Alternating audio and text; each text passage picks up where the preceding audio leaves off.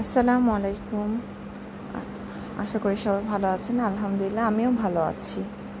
তো আমার নতুন একটি আনবক্সিং ভিডিওতে আপনাদের সবাইকে স্বাগতম। যদি ভিডিওটি ভালো লেগে থাকে অবশ্যই কমেন্ট করতে ভুলবেন না।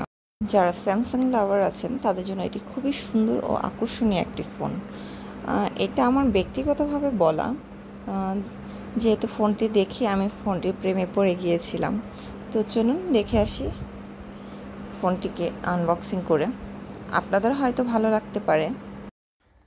বর্তমান বাংলাদেশে বাজারে লেটেস্ট মিড রেঞ্জের মধ্যে এই ফোনটি একটি অন্যতম ফোন। একটি আনঅফিশিয়াল ফোন যা এখন বাজারে পাওয়া যাচ্ছে।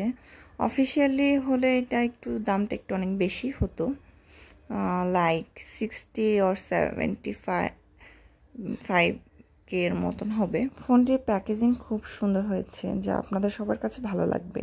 তো এই ফোনটির সাথে আপনারা কী কী পাচ্ছেন চলুন দেখে আসি। এই ফোনটির সাথে সাধারণত তারা চার্জার পোর্ট দিচ্ছে না, কিন্তু ডাটা কেবল দিচ্ছে এবং সাথে গাইডলাইন বই দিয়েছে। তো ফোনটিকে খুব সুন্দরভাবে একটা কাপড়ের প্যাকেজিং করেছে, সফট পেপার দিয়ে, কারণ বোথ সাইড এটা একটা গ্লাস দেওয়া, বোথ সাইড টেম্পার গ্লাস দিয়ে ফোনটি বানানো হয়েছে।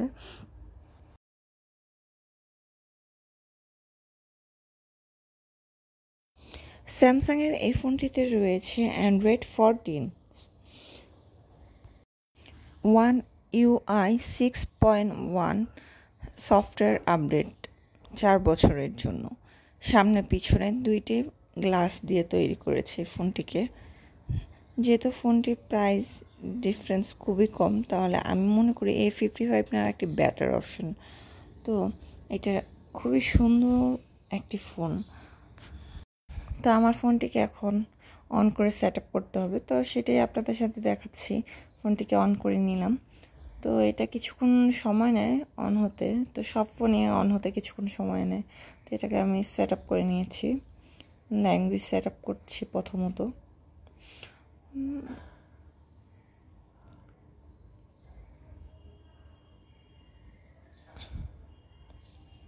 এটা আপনি যখন ফোনটাকে ওপেন করবেন তখনই আপনাকে এটা সেট আপ করতে হবে।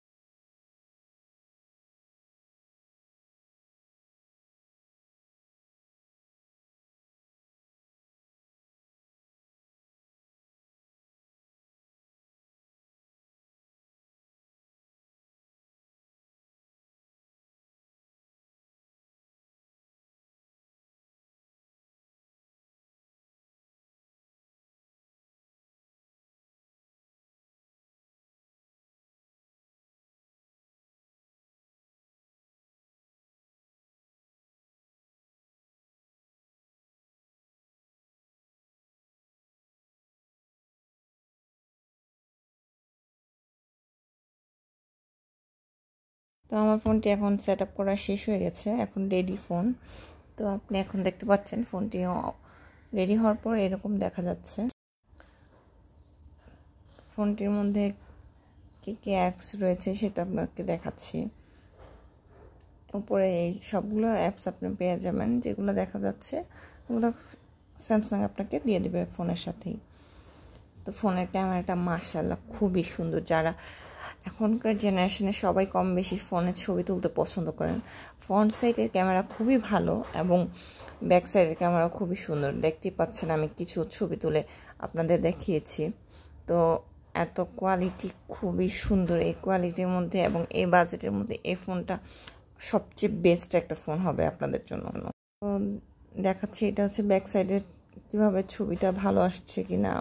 ব্যাক সাইডের ক্যামেরাটা আপনারা দেখতেই পাচ্ছেন নিজেরাই যে আমি আরেকটা ফোন দিয়ে ভিডিও করছি, তাও ফোনের কোয়ালিটি কত সুন্দর আসছে এবং ছবিগুলোও দেখতে পাচ্ছেন খুবই সুন্দর আসছে।